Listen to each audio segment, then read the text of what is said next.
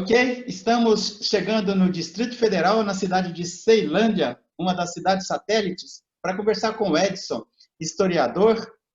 Eu o conheci há pouco tempo e tem sido bem interessante ouvir a perspectiva dele sobre o cristianismo, mas eu fiquei particularmente muito interessado sobre a pesquisa que ele fez. Ele é historiador, tem mestrado em economia e especialização na história do cristianismo, que abrange o século I até o século IV, mais ou menos, mas isso aí vai ficar para uma outra pauta, porque o assunto é extremamente interessante. Neste vídeo, eu quero conversar com o Edson sobre alguns eventos que aconteceram dentro da Igreja Católica, que ele comentou comigo em off, que eu acho extremamente importante trazer para ser colocado aqui no canal Linha de Divisa.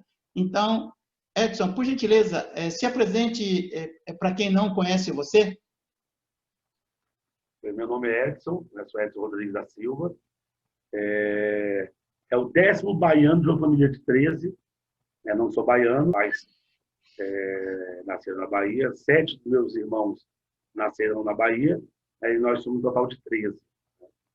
Eu sou historiador, tenho essa especialização em cristianismo antigo, e o meu mestrado em economia e gestão do setor público. Muito em função do que já havia conversado em off também, da minha atividade profissional. Eu trabalho na Universidade de Brasília. Por hora, o tema da minha monografia de final de curso, lá dos anos 90, início dos anos 2000, no curso de História, foi falando sobre a contribuição da teologia da libertação nas campanhas da fraternidade da Igreja Católica da década de 70. Então, é uma década muito rica, para nós historiadores, para nós pensadores sociais, religiosos, por aí. Ok. Edson, fala assim para a gente, a grosso modo, como surgiram as campanhas da fraternidade aqui no Brasil, dentro da Igreja Católica? As campanhas da fraternidade, elas surgem, de forma local, no Pernambuco, com o Helder Câmara. Se eu não me engano, em 1963, 1964, algumas campanhas da fraternidade bem local. A partir de 65 ou 66, aí vai me perdoar aí a data, mas já são 20 anos de pesquisa, que eu sequer reli novamente. Tudo bem, sem problema, sem problema. Ela surge no contexto nacional a partir dessa proposta do Helder Câmara, e aos ares do Concílio Vaticano II, com as novas propostas de mudança na Igreja Católica, de evangelização, de aculturação, de poder se apropriar da cultura local nos regionalismos, nas regiões, essa campanha da fraternidade visava, no primeiro momento, ver algumas questões eclesiológicas, ou seja, próprio da igreja, mudança da igreja interna. Tanto nos primeiros temas, algo voltado para a igreja, lembre-se, você é a igreja, você também é a igreja, e o tema sempre voltado para cristãos católicos dentro da Igreja Católica para buscar uma nova forma de evangelização interna, o que vai mudar na década de 70. Ô Edson, e a teologia da libertação influenciou a campanha da fraternidade na década de 70 de alguma forma? Olha só, eu vou um pouquinho atrás, porque por teologia da libertação, busca-se compreender que ela é um instrumento importante para a libertação integral do homem. A partir e aí, no caso da proposta da teologia da libertação, os grandes teóricos, Rubem Alves, Gustavo Gutierrez, Leonardo Boff, Frei Beto, Clodovis Boff, depois com um tempo afastado, parece que agora voltou também, enfim. Vários religiosos, tanto das igrejas protestantes quanto das igrejas católicas, grosso modo igreja católica, mas muitos evangélicos também, buscaram fazer uma teologia, como eles mesmos chamam, pé no chão, tendo a visão de como mudar a perspectiva do pobre, a perspectiva Na história, a gente chama isso de um olhar visto de baixo. É um novo olhar sobre uma estrutura já montada. O que acontece? Ao longo dos tempos, os cristãos das mais diversas denominações praticaram teologia da libertação. Né? A sua prática foi de teologia da libertação. Francisco de Assis, né, com todo o seu despojamento, uma pessoa, a gente conhece a biografia, né, que era uma pessoa que tinha boas posses, né, e ao se deparar com o imponderável, né, com a presença que ele viu do Cristo, ele radicalmente transforma a sua forma de vida, né, e vai ver em função dos pobres. E isso, ao longo dos milênios, isso vai acontecendo.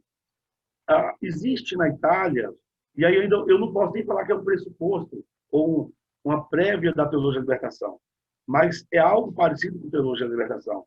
A chamada Ação Católica, na década de 20 aqui no Brasil, muito pouco na Itália, que era um movimento católico que buscava fazer a reflexão a partir da inserção do pobre, de temas como injustiças, preconceitos, a partir de uma leitura orante da Bíblia, que era chamada Lectio Divina. Né? A teologia da libertação surge na década de 60, né? Institucionalmente falando. E ela ganha força dentro das comunidades católicas, que formam um dos seus expoentes máximos, são as comunidades eclesiais de base, né? Que vão ultrapassar Brasil, América Latina fora, fazendo aquela leitura popular da Bíblia, né? A partir de círculos bíblicos, a partir de tantas e tantas ações que as próprias comunidades eclesiais de base vão dar suporte. Né? Então, a teologia da libertação ela surge num contexto de ação, né? De ditadura militar, um pouco antes, talvez, mas sempre questionando o status quo e buscando no cristianismo uma palavra e uma ação efetiva para a mudança de perspectivas. Ok. O Edson, mas a colocação que eu fiz, ela procede ou eu estou equivocado? O impacto da teologia da libertação na campanha da fraternidade na década de 70 aconteceu? Aconteceu. Né? O que acontece? O Leonardo Boff ele lança um livro em 1970 chamado Jesus Cristo Libertador. Né? A minha análise lá e aí eu vou expor aqui mais ou menos da forma como eu trabalhei, é que se nós buscarmos as campanhas da fraternidade da década de 60, desde o seu início até o ano 70, né, 1970, 1969, era sempre voltado para a igreja. Em 1971, o tema da campanha da fraternidade é fraternidade e libertação. Não é coincidência, né? Claro que a influência de pessoas como Dom Helder Câmara, como Leonardo Boff, as teologias nascentes, né, as comunidades eclesiais de base, e que, a partir do ano de 71 para frente, começa a ver a situação do pobre, do negro, a situação, enfim, são vários temas. Se eu tivesse uma dizer, isso é interessante. Mas seria interessante olhar temas e lemas da campanha da fraternidade, né? Que aí vai ver que a partir de 71 vai buscar exatamente temas para fora da igreja, temas que alcançam a sociedade como um todo, né? E ela começa a ser, inclusive, ela explode, né, no meio popular como uma campanha sob a égide, sobre o patrocínio da Igreja Católica, mas que atinge as mais diversas esferas, né, de instituições e por aí vai. Edson, tira uma curiosidade minha. Sob o ponto de vista de organização, a teologia da libertação, ela tem uma estrutura física. Imagine você, a gente está falando aqui, você sabe que a proposta do meu canal é falar para o grande público, para todo mundo nos entender. Suponha que um rapaz, 20 anos, que ele se interesse muito pelas causas populares, pela justiça social, saúde, educação, e toma conhecimento pela primeira vez da teologia da libertação. Existe uma estrutura da teologia da libertação dentro da Igreja Católica onde ele possa procurar desenvolver o conhecimento sobre a forma de atuar da teologia da libertação ou não? Como é que é isso? Não, não. Não, a teologia da libertação foi veementemente combatida, né, pelo Papa João Paulo II, né? Nem entro em detalhes, até para não chocar tantas, né? Sim. Mas, enfim, houve um combate muito forte contra a teologia da libertação, né? Uma das situações muito importantes que aconteceram, por exemplo, foi a solicitação do Vaticano para um silêncio obsequioso do Leonardo Boff. Ficar Sim. um ano sem escrever, sem falar nada. Isso Até foi, que quando foi isso, Edson? Mais ou menos assim. a data, eu tinha um livro, Roma Locuta, é um livrinho que fala os bastidores desse processo inquisitorial, né, do qual o Leonardo Boff foi submetido. Deve ter sido À nos anos época, 80 ou anos 90. 80, anos 80, Sim. anos 80, né?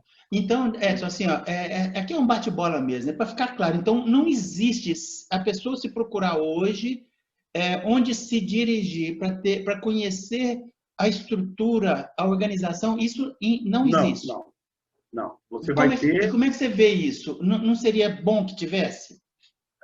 Então, assim, existe um fato que é muito importante deixar bem claro. A teologia da libertação não é bem vista aos governos papais do Ratzinger e do Karol Wojtyla. Uhum. João Paulo II, tanto que o cardeal, né, o cardeal que inquire o Leonardo Boff é exatamente o Ratzinger, o cardeal Joseph Ratzinger, né? Sim. Que depois vem a se virar papa, né? E a gente acompanhou todo o papado dele, conservador ao extremo, né? Não existe. E aí eu cito um exemplo. Você tem grandes grupos dentro da Igreja Católica, né? Grupos de poder, né? Entre eles, a Opus Dei, né? Nós temos o neocatecumenato, são grandes grupos com estruturas montadas, a renovação carismática, que surge como uma proposta pentecostal dentro da Igreja Católica e que, de uma certa forma, é utilizada para combater a teologia da libertação. Tanto que os teóricos da renovação carismática têm sede, têm instituição, né, que o Diga Canção Nova, a Associação Filhos do Pai Eterno, Comunidade Shalom, enfim, há uma organicidade dentro da Igreja Católica para estes grandes grupos. A teologia da libertação você vai conhecer ora por teóricos, palestras, encontros, ora por discussões. Por exemplo, no Centro Ecumênico de Estudos Bíblicos, CEBI, que ele é religioso, né? Há discussão entre luteranos, presbiterianos, católicos, metodistas e por aí vai. Dentro de movimentos de base, como o movimento dos trabalhadores rurais sem terra, há uma discussão dentro deles. Muita gente do movimento sem terra conhece muito bem, porque vem das estruturas das comunidades eclesiais de base. Chegamos a ter 100 mil comunidades de base, eclesiais de base no Brasil, né, na década de 70. Né? Qual era o grande perigo, segundo os olhares do Vaticano?